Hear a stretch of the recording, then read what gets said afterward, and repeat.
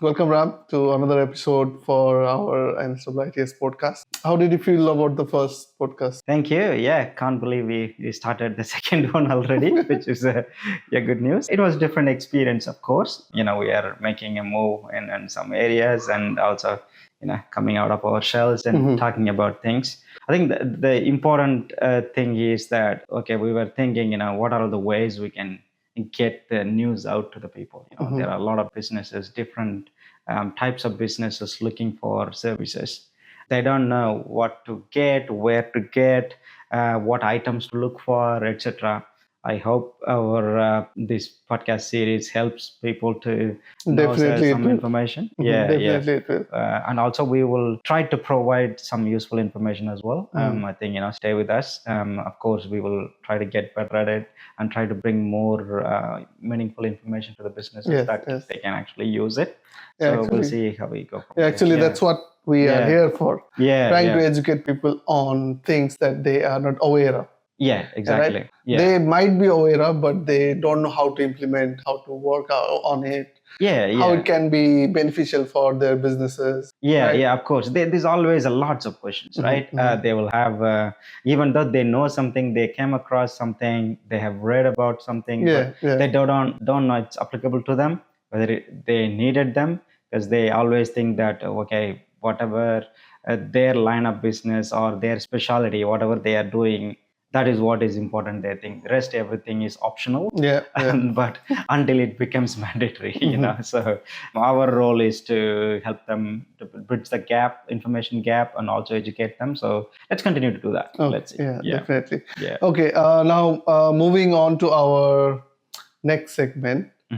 Previously we talked about how businesses could save their cost and how an MSP is applicable to their businesses. Or why they should hire MSP. That's right. So now we go niche. So now we go to industry wise, and I see lots of practices in this healthcare industry. Medical practices and medical centers. They have a lot of IT infrastructure inside them. A lot of computer, a lot of users, a lot of emails. They go through appointments, booking, phone calls, and all these kind of things.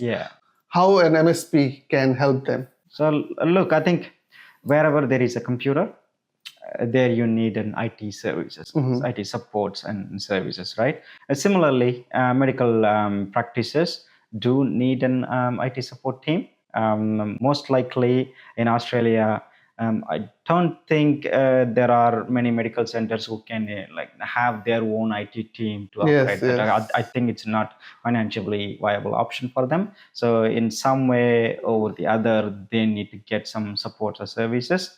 Some cases they are managing it themselves. They have one of the staff or receptionist in most cases looking after certain things. I think in many of the medical centers, it is better for them to engage with an IT MSP, service provider like an MSP. So that will help them to achieve their IT goals and get their systems running smooth for them. And even if there is a problem when they are attending to a patient, they can focus on their task, and IT team can take care of their worries in terms of everything else, right? So well, I think for medical centers there is only one way, engage with the provider. But, give their things to them. Yes, because most of the time I think they have to spend on their patients' care, like focusing on what they are good at. Actually, exactly. So we will focus on what we are good at. They should focus on what they are good at. See, especially the doctors are paid by the hour, right? So they need to, I think, roughly they spend 15 to 20 minutes consultation, GPs in general, unless it's a special consultation. So they need to focus on that. One time is crucial. Yes, very important. Patients waiting agonizingly on the waiting room. You want to be able to attend to their patients really quickly. You don't want them to wait on things, saying, oh, our booking system doesn't work, or your reports hasn't arrived, or your report's not showing on the system. I'm unable to print out the prescriptions to you. Our ERX system, e-script is not coming to you. I don't know what's happening, or my patient management system is slow. or my computer is responding, please wait. So these are all the very common issues. They don't want to be putting them. Actually, one thing is patients are waiting, and then that is creating a bad image for the medical practice.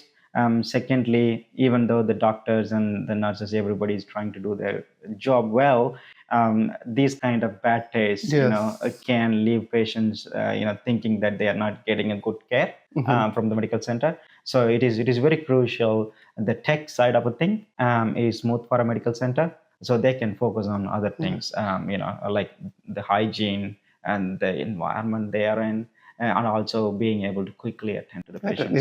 I think the time is one of the things. When people are sick, they want to see the doctor quickly. Yes. I think there is the one last thing they want is waiting for hours and hours. Because you will be the one who is in pain, and you want to get that remediation as quick as possible.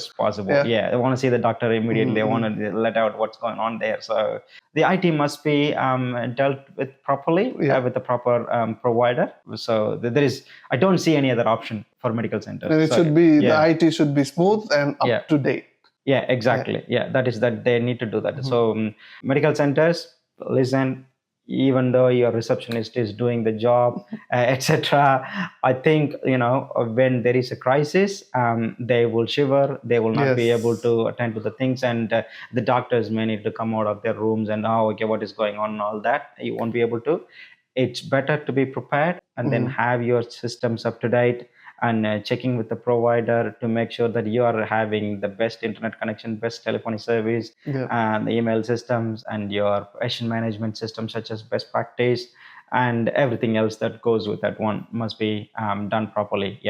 Even and another thing, you don't want to have a grumpy administrative staff in the front talking to your patients. Oh my, our computer systems are the worst. It's not working. My printer is never prints. So you don't want that kind of simple problems. Taking away your good name for credibility of the place. So medical centers do not need a mambo jumbo and complex IT systems. They need pretty basic but pretty standard systems need to be there, and then maintained and set up in the right way. That's it. For them, it is pretty standard setup, but it needs to be done in the right way, places. Because we have seen many places before we take over the state it was, because the medical center don't recognize IT as a spending. They replace the computers when the computer is dead, right?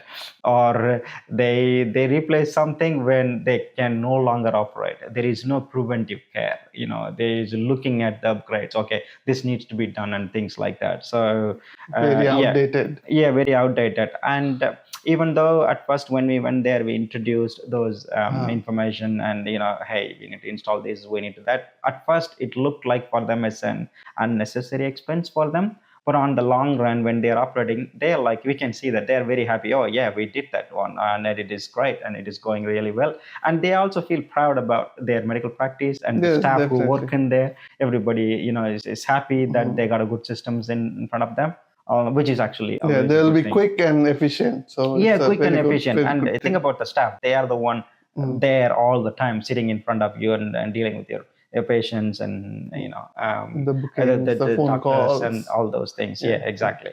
So now talking about the thing about the systems and the updates, there are also like recent examples of cyber attacks happening to these small businesses or medical practices specifically.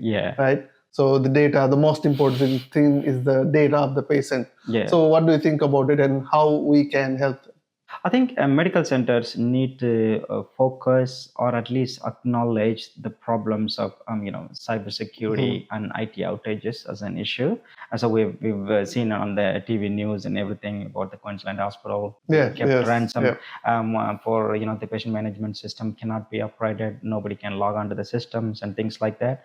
And it can happen to anyone, big or small. Okay, some might be thinking, I'm small, who cares? My medical center, nobody will come. But you know what? The automated bots, the automated hacking tools that are out there on the internet, the hackers will just deploy it on the internet. They go to sleep. And then their tool is actually doing the hacking work. It doesn't see whether you are a big or a small. the hacking always happens there. As long as they're able to get into the networks and systems, it doesn't matter. They will just simply encrypt everything and leave it there. They may get a ransom or they may not, but it doesn't really matter. It's all done by the bots and AI tools anyway. So they will be sleeping. They are not sitting there and hacking you now. So that is the scary bit now. So olden days, at least, there is a lot more level of manual work the hackers need to do. A lot of coding. A lot of codings. A lot of break-ins they need to do, manually break-ins, and then follow up with those follow-up attacks and all those things. Now, the sequence of attacks can be done automatically. So infiltration, and then gaining access, and from there scanning for information, and then deploying further payloads into the systems to further hack into those network, further encrypt all the systems, and looking for opportunities to negotiate. All these kind of things can be done completely autonomously with the stage by stage, and then at the final stage it'll be given to the people to deal with. So that is a scary part. So these are all the things the medical centers need to protect. We know that medical centers are small businesses in Australia, right? So they cannot, fine, how we are going to protect from all these things, and how much we are going to spend. I don't have a budget and things like that. No need to be worried about. Medical center owners, basically, as long as you do the basic things right, you don't need to worry about. Yeah. So simple things, pretty standard setup. Make sure that each and every aspect of your IT systems are safe, and that's more than enough, right? So if I want to list it down, so make sure that your internet connections to your medical center is properly connected, and there are no free Wi-Fi's and easy. No security Wi-Fi access points are there where your public can, even though your patients, be careful while giving access to your patients free internet, right? Make sure that there is a guest Wi-Fi network which does not have access inside their network, or if you're give them a secure network so they can come and go. So do not open up your network free just because you're providing a service. Do not do that one. Secondly, make sure that all of the computer systems that you are using up to date, and they have at least an antivirus system installed there. That's important. Very basic thing. Very basic things. Like normally, how you do it, and make sure they are all licensed and up to date. That is another thing. It's not just buying, just keeping on up to date and all those things. Secondly, they will have a email system. In some cases, some of the medical centers use a professional email systems from Microsoft or Google, or some people will go and use the open Google or Yahoo and things like that. Like normal Gmail. Gmail, personal Gmail accounts. Well, you can still use it and effectively control your information, but it is not advisable to use personal Gmail accounts for your medical practice, because your patients might be sending their patient records and their medical reports to those email addresses. And in case of any breaches, then the business is liable. Okay, so according to the Australian Privacy Act and all those things, a business is liable up to $4.1 or $4.2 million, and individuals around $420,000 for a breach, security breach. So. And you also are liable for, noticeable, you need to brief about the breach to the public and how all those it things happened, and everything. So there is a lot more there. So coming back to the systems, make sure that your patient management systems, where it is hosted, whether it is a server or online, make sure that those things are safe as well. And make sure, again, there is an antivirus systems in place. And also, if possible, in the modern days, in order to protect against the automated bot attack, automated AI tools based hacking, you do need the end device monitoring and the end device protection systems like Microsoft Defender or EDR tools, they call it, endpoint detection response tools must be there in place. These are all not costly ones. Probably you might be spending around $50 to $80 a month with the complete management of those of the individual computers, which is not a lot of money. If you think about it, of money. Actually, we have 5 computers, 5 into 80, only that much you are spending. And these tools, again, automatic tools fighting against the automatic hacking tools. right? So you need that one. Nobody can manually look at things. So we need a tool that can look into your systems and then identify the attacks, prevent the attacks, and then isolate the machines in case there is a successful attack on the system, right? So it will automatically isolate your systems. It can automatically shut down your systems as well. So there are capabilities now available as well. So this must be done. Otherwise, what happens is your entire patient database can be sucked into the hackers network, and they'll have a complete information of your patient. Okay, so including their full name, date of birth, driver's license, if possible, the date of birth, their address, and other medical information. Yeah, because we deposit our Medicare card or health insurance card there. So and it can be used for the impersonation attacks later on. The patient's information can be used to subscribe to other systems to prove their identity, collecting their data. They can use against the tax filings and other things. There's a lot of places they can misuse the data, and individuals can show the medical practice. Yes, for the data scary part. Scary. If some people can come after you, so it is better to protect you rather than trying to spend money and go over the a lawsuit and all this kind of a thing. So you don't want to be doing that. You may as well just simply prevent that. It is like preventing a cancer. Prevention is better. Early detection is better, right? So anything. So exactly that principle applies here.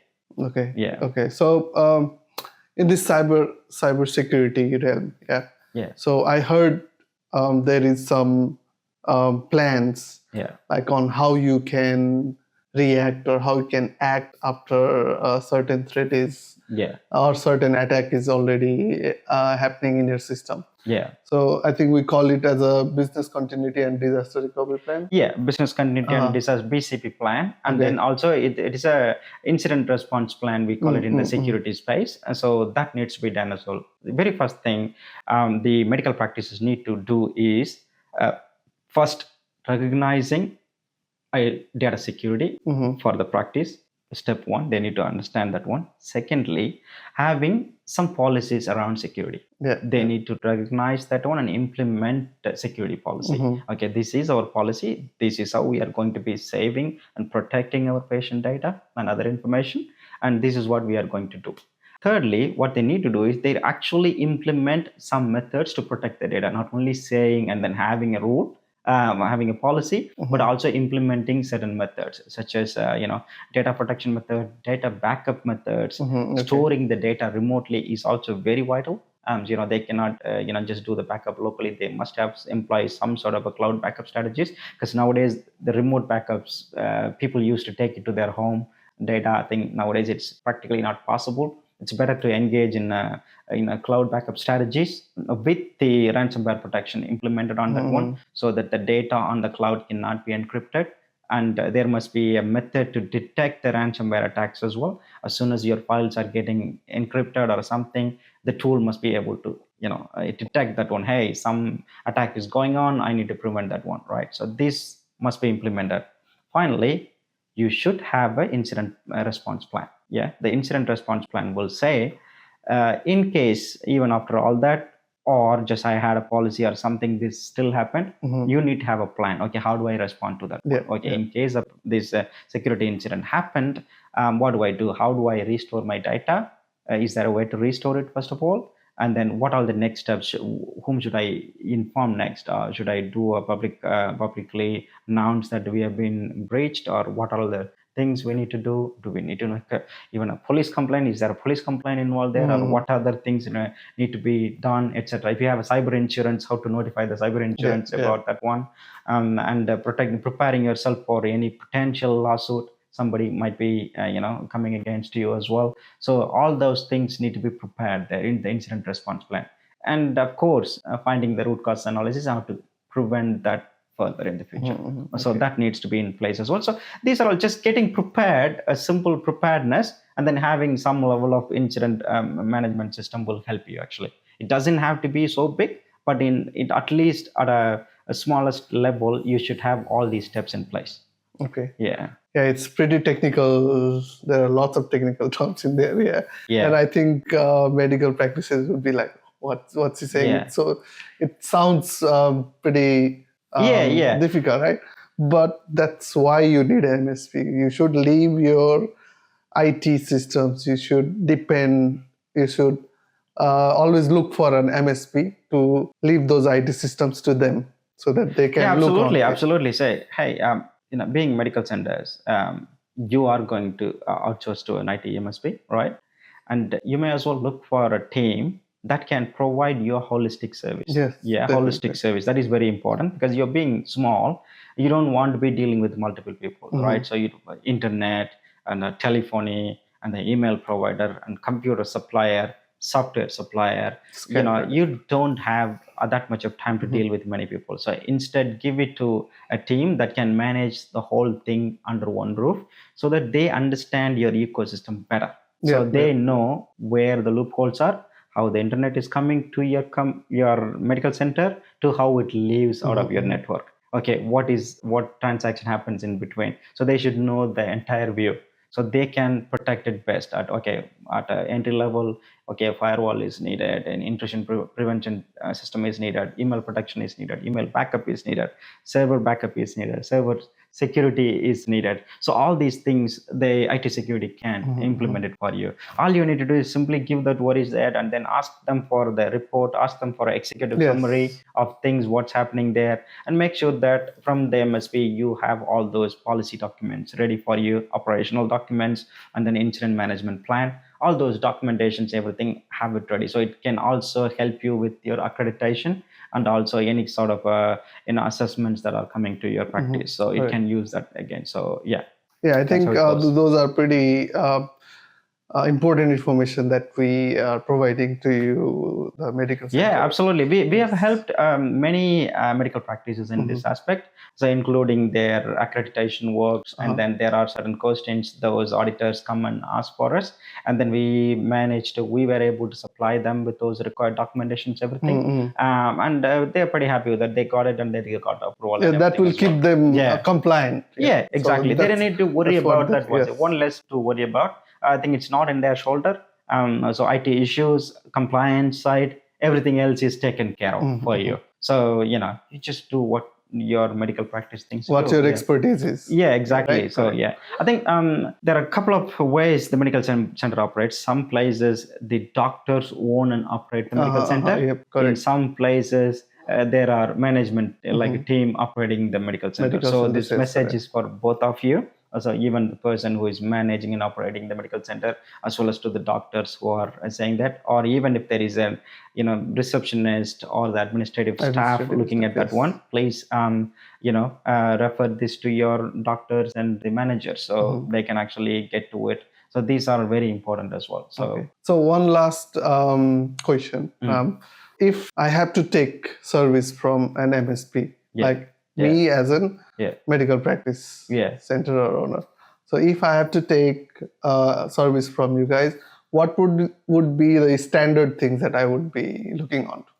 Well, like I said before, make sure the service provider, the IT service provider, can provide holistic service. Okay, what I mean by that is they can take care of your entire requirements by themselves. You don't want to go to somebody who says, I can do this, but I cannot do this like that. So go to the person who can do everything for you. Okay, they can supply you internet, they can provide your telephony service or look after your telephony service, they can supply you computers and software and configure it for you. They can also provide support for your patient management system such as BP, so they know about that service and how it works, or other patient management systems. So and having a proper backup strategies, whether they have a backup strategy, and then cybersecurity strategies. So all these things, they should have the capability to provide service to you. So like I said, should not be a one-man army.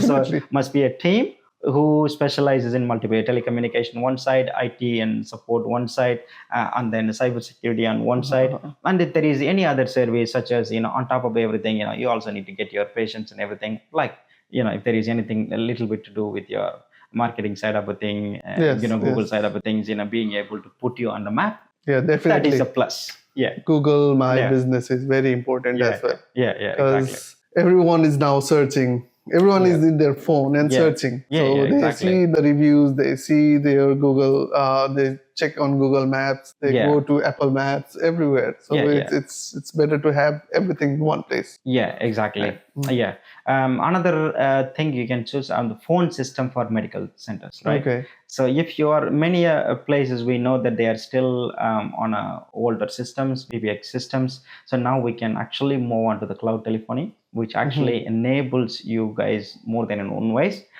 So basically, even if your administrative staff or receptionist is sick and it is working from home, with the cloud telephony, they can sit in their home and pick up your appointments and look after their systems and book patients for you while you are treating your patients. They don't have to be physically present there. So this helps them. And then also choosing the time of the day, proper voice messages, putting people on the queue, and during particular time of the day or lunch breaks, holidays, everything else can be easily managed through the cloud system. So it can give enough the appropriate information to your patients who are calling, and then knowing that, they operate, they don't operate, they are available, they are not available, how to leave a message, how to get the things. And the system can also notify you. Even if they leave a message on there, you can get notified via email, for example. Now everybody has a smartphone, so you can access your email. There is a patient who called. You can actually respond back. So these things enables, and our secure remote connection protocols that are available can even allow doctors to provide the remote consultation sitting from their home. They can access the office computers for the patient management system and provide a remote consult to the telehealth. Telehealth, they can actually do it from their home itself. So multiple ways you can actually look after your things, and you don't have to close the thing, or your patients don't have to wait. So you don't have to miss any of the patients. You can still do that one. Whether you are sick or your patients are sick, or your staff are sick, you can still operate, fully operate, and the technology solutions can enable you securely. That's good. That's good to know. That's very important, actually. We have done that as well, and then this again, it's great, and they are able to do that one. Even the doctors are actually even sometimes go home late in the night to close patient files, looking after the review and everything. We were able to provide them connection securely to the office, all that. That works for them. That's great news. So yes, if you are a medical center or a medical practice owner, please use an MSP. Let experts be expert in their field. Don't use a one-man army. Use a team of experts. MSP means IT support company in simple terms. They will they might not know what is an MSP, but IT service provider. Just Google search IT service providers near you, and then look at their things, who can provide you what, and then talk to them and find out. Also look at the reviews. Yes. So better reviews, better treatment. Absolutely. All good. Thank you so much, Ram. Thank you, Manik. Insight. It was very helpful. And I think the medical center owners and the medical practitioners would definitely have a good knowledge about this now.